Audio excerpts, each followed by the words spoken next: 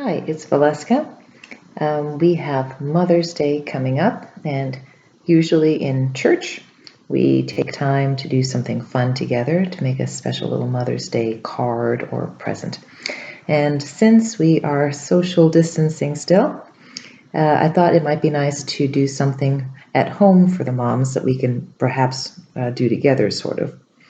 So, tried to come up with something that would use things that you have at home or things that I could easily send you.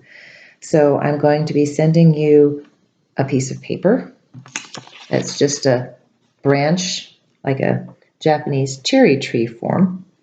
And you have options. I'm going to send you along some extra little things of like tissue paper, but you don't have to use tissue paper. If you would rather, we can decorate this as a Mother's Day present by using markers.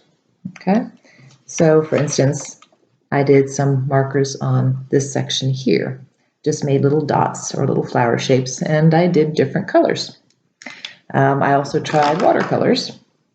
So I used just a little bit of water, and I made some color on my brush, and I kind of tapped around and made, kind of was easier on the table, made splotching different shapes so that it kind of looks like flowers, and you can use different colors. You can use a Q-tip if you wanted to. You could use your finger as long as you wash up afterwards. And you kind of make nice little colors. And there's no right or wrong on this because flowers are all of nature, and some are big and some are small and some are beautiful and some are a little bit quirky. So you can choose what variety of art you want to do depending on what you have. The one that I kind of liked, made it a little different, though they're all good, is to use tissue paper. So tissue paper and a little bit of glue. You don't need a whole lot of glue. And you would need a pencil if you want to do it this way. So if you used a pencil, you could take your piece of tissue paper and you can cut it to make it smaller or bigger and wrap it on the end of your pencil. So it's kind of scooted on there. See where it's wrapped around the end of your pencil. Hold on to your paper and dip it in a little bit of glue just at the end, and then pick a spot. It can be at the end of your branch, it can be right in the middle, and you can make it big or small. You can kind of squish it.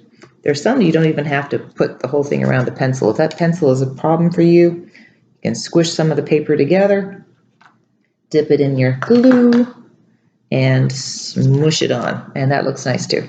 Okay. Now some of mine are a little big, so I decided I'd like to have different shapes or sizes to my cherry blossoms here.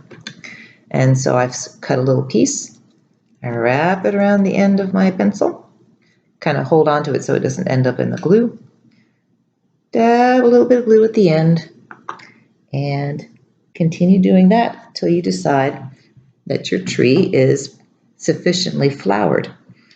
Now, you don't have to leave it like this. If you are a very creative person who likes to do arts and crafts, you can do something with the coloring of the tree.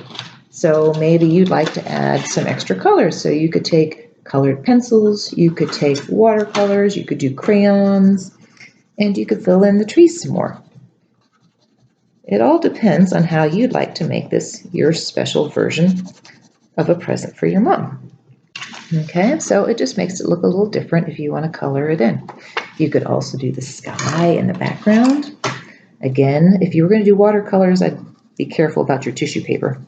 But using different media, different kinds of colors can look really nice too.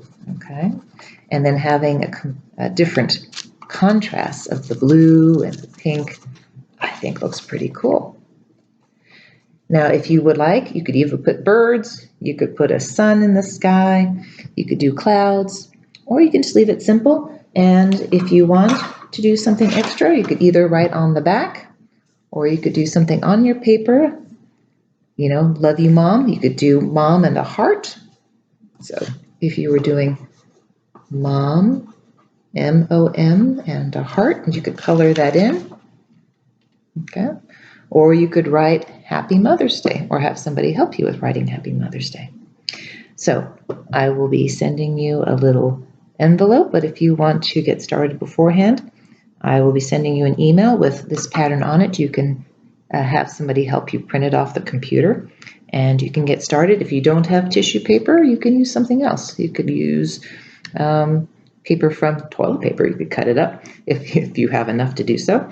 You could use paper from a tissue box. You could use wrapping paper, all kinds of stuff. Just make sure it's paper that you're okay with having cut. So thank you. Hope you guys enjoy and make your moms or maybe your grandmoms or somebody else special in your life something for Mother's Day, which comes up May 10th. So pretty soon. All right. Hope to see you again soon.